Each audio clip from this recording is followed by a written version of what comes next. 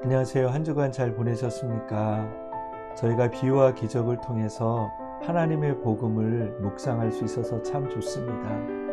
복음은 머리로 이해되는 것이 아니라 복음은 우리의 삶을 통해 하나님을 인격적으로 만남을 통해 경험하게 되는 것이죠.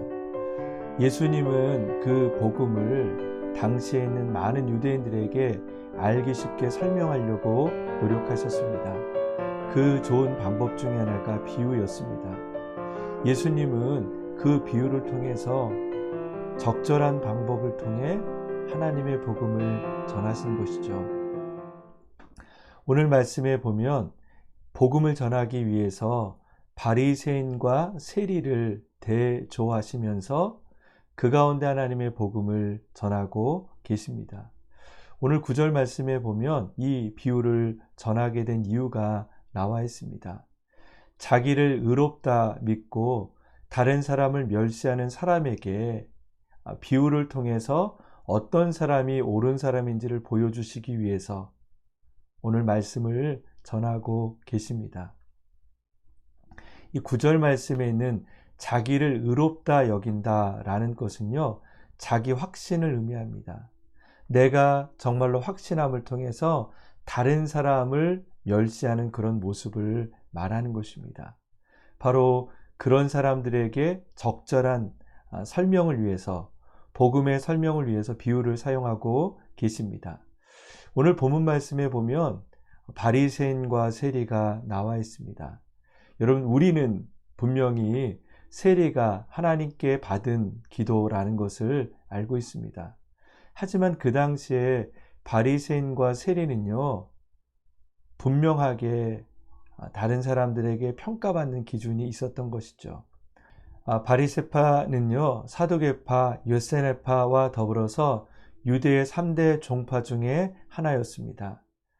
바리새파라는 뜻은 분리된 자라는 뜻으로 율법에서 깨끗하지 못한 것으로부터 분리된 사람이란 의미를 갖고 있습니다. 그들은요, 율법을 세세하게 지키려고 노력했던 사람들입니다. 그래서 그 당시에 많은 사람들에게 하나님을 따르는 사람으로 존경을 받던 사람들이죠. 반면에 세리는요, 당시의 창기와 더불어서 가장 경멸을 받던 사람들 중에 하나였습니다. 그들은 지금의 세무 공무원처럼 이스라엘 공무원이 아니었습니다. 로마의 공무원이었기 때문에 당시에 로마에 점령을 당했던 이스라엘 사람들에게는 매국노라는 소리를 들었습니다. 월급도 로마에서 받는 것이 아니라 로마에 보내는 세금에 임의적으로 자기들의 받을 임금을 부과했던 것이죠. 그래서 자기들의 임금을 위해서 부당한 것들을 착취할 때가 많았습니다. 그래서 그 당시에는요, 세리는 창기와 더불어서 만나야 되지 않을 사람들 중에 하나였습니다. 그런 면에서 볼 때 바리새인과 세리를 비교하는 것은 너무나 엉뚱하고 말도 안 되는 비유였습니다. 그런데 주님은 이 바리새인과 세리의 두 사람의 기도를 통해 복음이 무엇인지를 우리에게 들려주고 있습니다. 오늘 그 두 사람의 모습 가운데 성전에서 기도하는 모습이 나와 있습니다. 만약에 여러분이 당시에 두 사람의 기도를 보았다라면 어떤 기도를 더 좋아했을까요? 아마 바리새인의 기도였을 것입니다. 여러분, 바리새인은 율법대로 살아가는 분이기 때문에 그분들이 어떻게 기도하느냐는 참 궁금했을 것이에요. 그리고 그분들처럼 기도하면 율법에 맞는 기도이기 때문에 아마 그 사람들의 기도를 귀 기울여 듣지 않았을까 생각합니다. 바리새인들은 이렇게 기도하고 있습니다. 서서 기도하고 있습니다. 그것은 일반적인 당시의 사람들의 기도의 자세였습니다. 그리고 그는 옆에 있는 세리를 보면서 아마 그렇게 기도했던 것 같습니다. 내가 저런 사람이 아니어서 감사합니다. 가끔 우리도 그럴 때가 있지 않으세요? 어떤 뉴스에 보면 불행한 일이 있는 분을 볼 때 하나님, 그래도 내 삶이 이렇게 어려움이 없어서 감사합니다 라고 그렇게 하나님께 감사할 때가 있겠죠. 그것처럼 아마 바리새인은 기도하러 오기 전에 보았던 그 세리를 보면서 하나님께 그런 감사의 기도를 드린 것 같습니다. 하나님, 제가 저 세리처럼 되지 않은 걸 감사합니다. 그리고 그는 다시 기도할 때 자신의 경건의 삶을 위해서 감사하며 기도하고 있습니다. 하나님, 제가 금식을 하게 해주셔서 감사합니다. 그리고 제가 하나님께 11조를 드려서 감사합니다 라고 기도하고 있습니다. 여러분, 11조와 금식을 하는 것 참 어려운 일입니다. 특별히 돈을 하나님께 드리는 게 참 쉽지 않다는 것을 우리는 자주 느끼죠. 그리고 우리가 먹고 싶은 것을 절제하면서 하나님께 기도한다는 것도 쉽지 않습니다. 그런데 오늘 말씀해 보면요, 그렇게 하나님 앞에 경건하게 기도하는 그 바리새인의 기도를 하나님께서 좋아하시는 것이 아니라 오히려 세리의 기도를 하나님께서 더 좋아하신다라고 말씀하고 계시는 것입니다. 여러분, 이 비유를 들었을 때 많은 무리들은 충격적이었을 것입니다. 어떻게 그 세리의 기도가 더 좋단 말인가 라고 말이죠. 여러분, 그런데 우리가 오해하지 않아야 될 것이 있습니다. 하나님께서 이렇게 말씀하시는 것은 세리가 옳다라고 말하는 것이 아닙니다.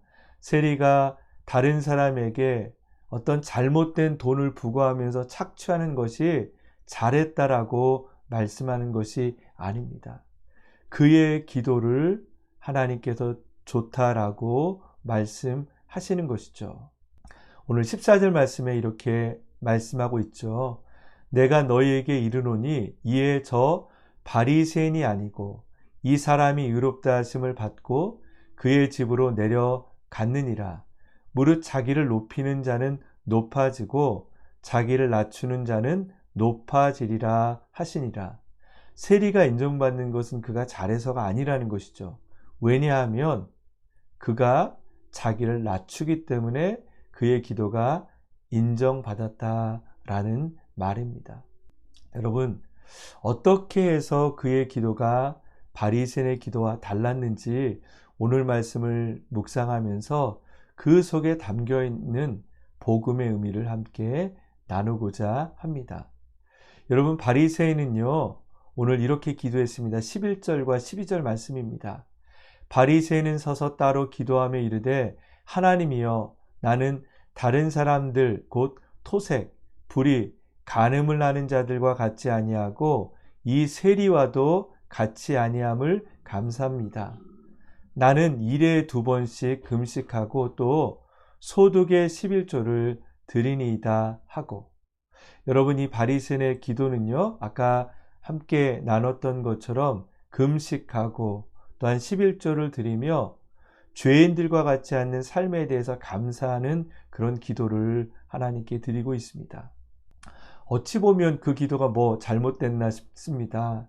성실하게 예수님을 잘 믿고 성실하게 교회 일을 잘하고 성실하게 하나님을 위해서 살아간다라는 것을 감사하는 것처럼 보이는데 왜 그것이 잘못됐을까라고 생각할 수도 있습니다. 여러분, 그러나 이 기도 속에서 바리새인은요, 자기를 높이는 기도를 드리고 있습니다. 하나님을 높이는 기도를 드려야 되는데 그는 하나님을 높이는 것이 아니라 자기를 높이고 있는 것이죠. 여러분, 자기 존중과 자기를 자랑하는 것은 다른 말입니다.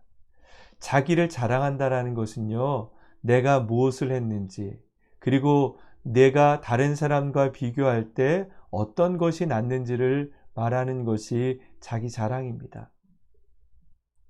신앙 가운데도 이렇게 자기 자랑이 드러날 때가 있습니다.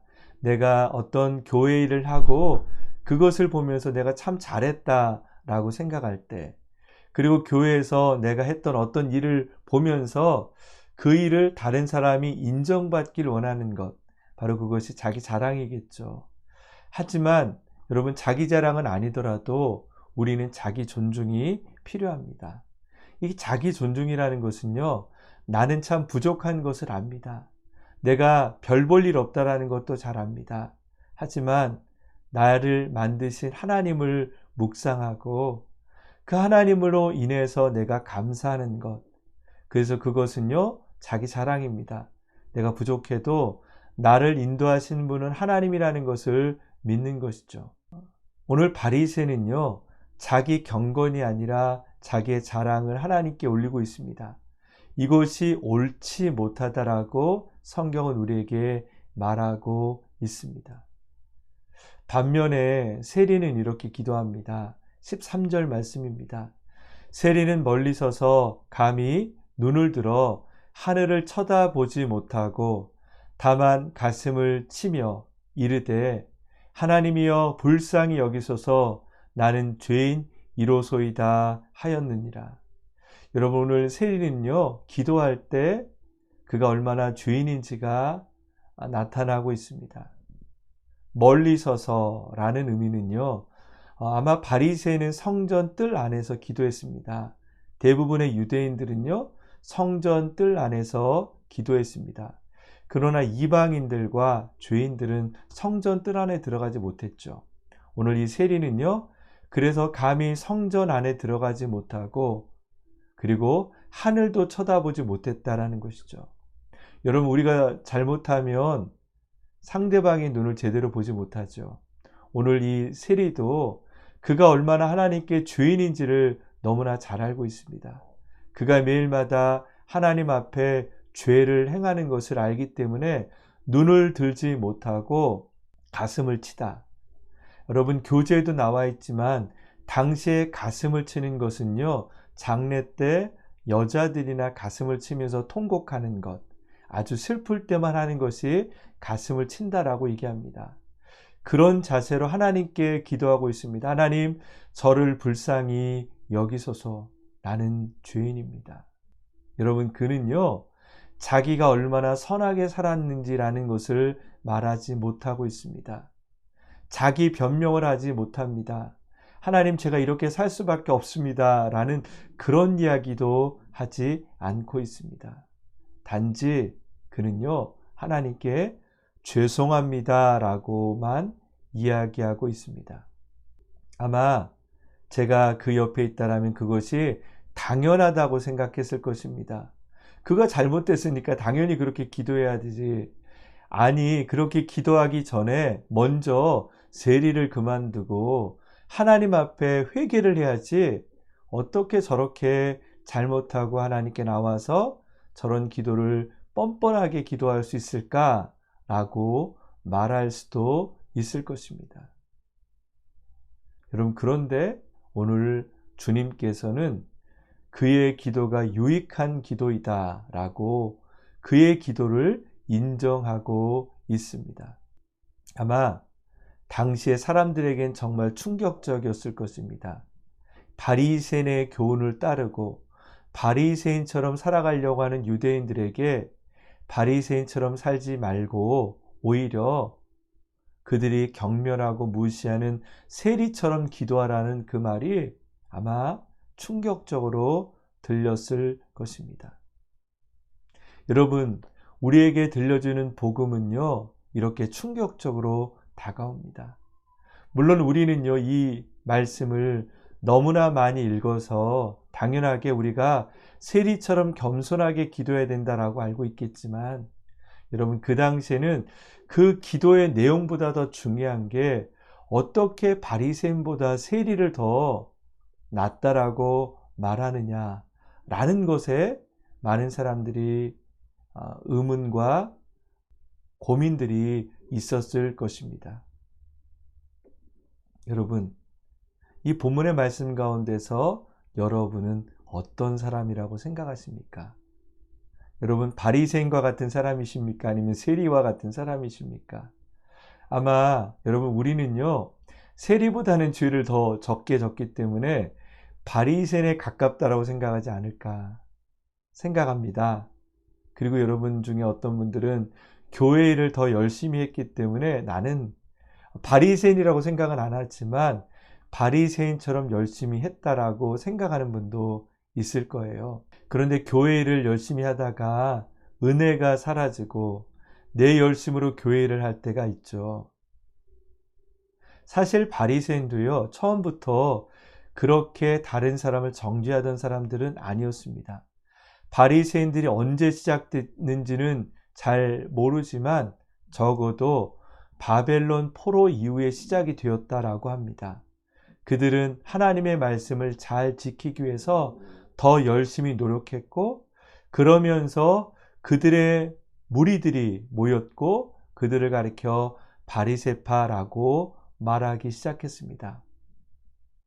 하지만 그 열심이 점점점 자신의 의로움을 통해서 다른 사람을 정죄하기 시작했던 것이죠. 율법, 말씀으로 돌아가려는 그 노력이 어느 순간 하나님의 말씀 속에 있는 은혜는 잊어버리고 그저 말씀을 형식적으로 따라가는 사람들이 되어버린 것입니다. 예전에 초신자 중에 그런 분이 계셨습니다. 초신자 중에 참 믿음을 너무나 열심히 믿어서 보통 사람들이 하기 어려운 교회 양육 프로그램을 등록했습니다. 1년 동안 열심히 그 양육 프로그램을 위해서 과제를 내고 아울리치를 하고 평일날도 몇 번씩 교회에 나오기 시작했습니다. 처음에는 자기보다 예수 그리스도를 잘 믿으셨던 순회 있는 성도님들을 보면서 너무나 은혜에 대한 이야기를 나누셨는데, 이제 자기 열심을 통해서 그 순회 있는 순장님이나 여러 순원들이 믿음이 뜨겁지 않은 것처럼 보여졌습니다.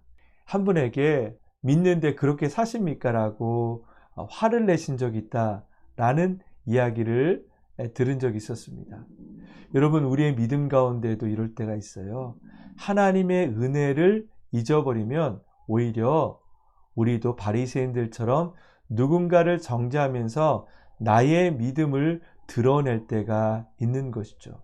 오늘 바로 그런 우리에게, 바리새인처럼 살아가는 우리에게 오늘 주님은 복음이 무엇인지를 이 비유를 통해 전하고 계십니다. 여러분, 이 비유를 잘못 해석하면요, 주님은 교만한 기도는 듣지 않으시고 겸손한 기도를 들으신다라고 해석할 수도 있습니다. 물론 맞습니다. 주님은 교만한 기도를 듣지 않으시고 겸손한 기도를 들으십니다.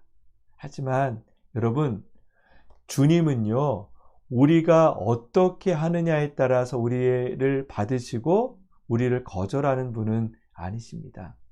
복음의 본질은요, 내가 어떤 행위를 하느냐에 달려있지 않고 절대적인 하나님의 은혜로 우리가 구원을 받는다라는 것이죠.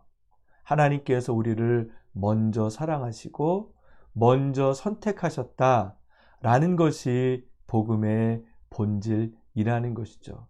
여러분, 그런 복음의 렌즈로 오늘 말씀을 보십시오. 여러분, 그러면 이 비유 속의 세리는요, 그가 잘못 살고 죄인인 거 분명히 맞습니다. 그렇게 살지 말아야 되는 거 맞습니다.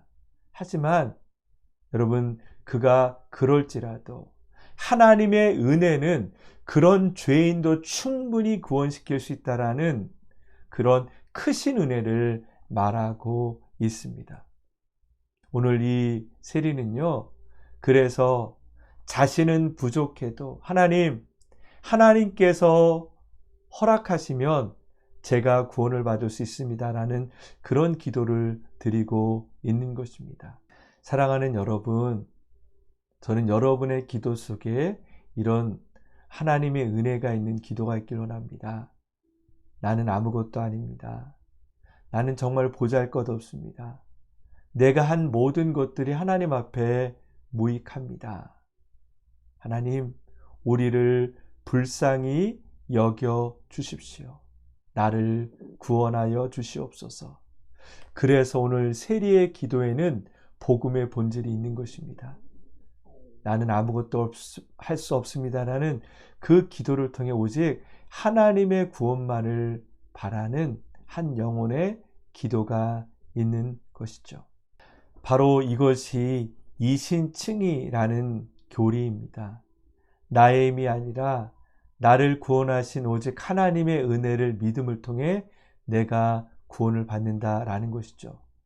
여러분, 이것이 마틴 루터가 종교 개혁을 일으키게 된 가장 중요한 모티브가 되었습니다.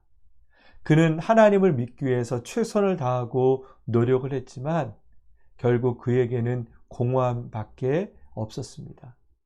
그러나 로마서 1장 17절 말씀에 있는 것처럼 복음에서 하나님의 의가 나타나서 믿음으로 믿음에 이르게 하나니, 이 말씀을 묵상하면서 내가 구원을 받는 것은 오직 하나님의 믿음이라는 것을 철저히 깨닫는 이후에 그는 종교 개혁을 통해서 믿음을 다시 회복하는 그 운동을 일으킨 것입니다.